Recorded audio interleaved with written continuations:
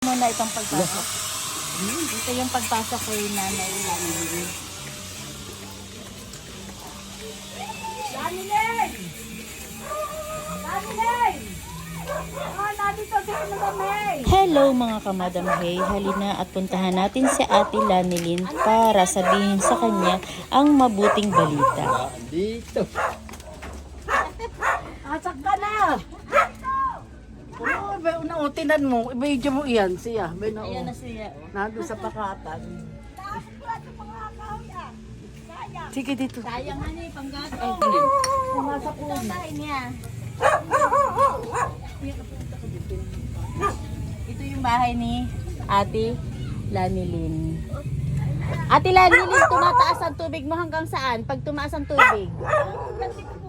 Hanggang dyan, tumataas yung tubig mo? Hanggang diyan din po sa inyong... Hanggang dito sa tinutungtungan ko?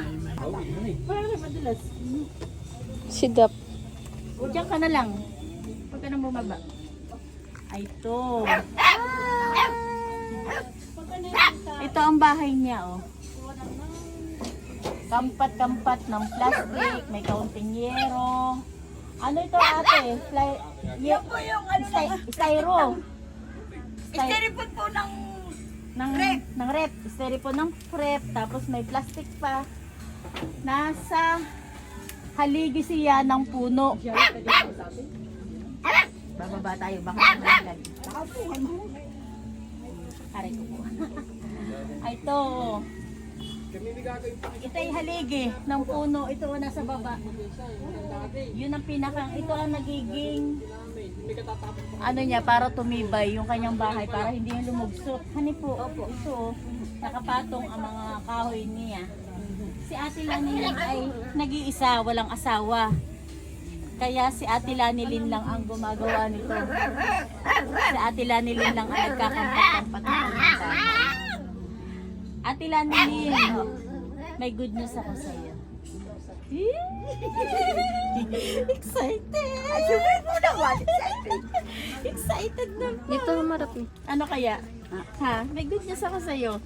Ano, matutuwa ka kaya? Oh, siyempre naman po. Yung po ang natulungan nyo at nakausap nyo, eh, masaya-masaya na po ako. Eh, kung matutuloy pa yung...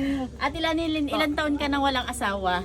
Eh, kung may 5 na. 5 taon. Oo, kaya lang may juwa-juwaan. Medyo-ajuaan, bala-balaan. Ilan ang anak mong kasama?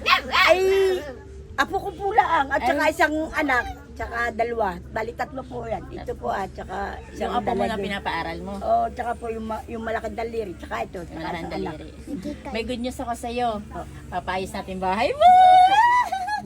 Hindi ko yata masaya. Masaya po ako, ma. Tuwan-tuwa nga po ako.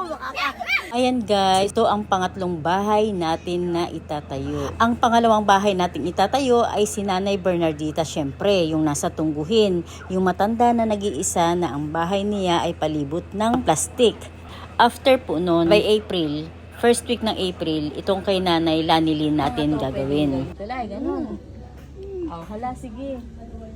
Doon na lang din. Sigurado ka? Hindi mahirap pag doon? Dito lang po sa bandali na. Ito na lang yung walang ano yan.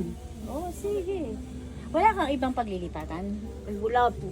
Talagang dito lang. Okay. Hindi naman tayo paalisin. Ay, matagal pa po yata kami paalisin at tinatabunan po doon ay. Patay tayo dyan. Matagal kailang patagal. Ay, baka po ako'y mamatay na eh. Hindi pa matapos. Kaya po gusto kong makausap si Kapitan. Kasi nga, hihingi po tayo ng permission sa kay Kapitan na gano'n na nga, ililipat natin at patatayuan si Ate Lanilyn. Meron po naman yung kalapit nung yung mataas na bahay. Meron po yung bahay na up and down yun ay sa kanila kalahati. Opo. Yung kalahati ay hindi pa nagagawa. Opo. Doon sa pabahay. Asan Yung, tayo dun? ay doon sa kalapit ni Rosan, yung up May- and down may na bahay. bakante Ay nakausapin nga lang po si Kapitan tsaka yung namumuno din sa bahay. May maproseso pa ang gagawin mo doon dahil kakausapin ka pa yung mga pangulo, yung kuha ng gawad kalinga. Kaya nga, maraming ano doon. Yan na lang. Talaga eh, okay naman din. Ay kaya, kaya. Wala ka nang kukuha. Oo, matagal pa naman kami paalisin dito, hindi. Balita lang naman po yun. Balita lang. Wala. Marami pa po kayong matulungan. Opo. Ano po sasabihin mo sa ating pong sponsor? Marami pong salamat. po sa inyo sa tulong na ibibigay niyo po sa akin. Maraming pong salamat. At sana po mapagamot din po yung aking apo. Mapa-check up. Okay. Okay po. Sige Maraming po salamat. Sige po. Bye-bye po.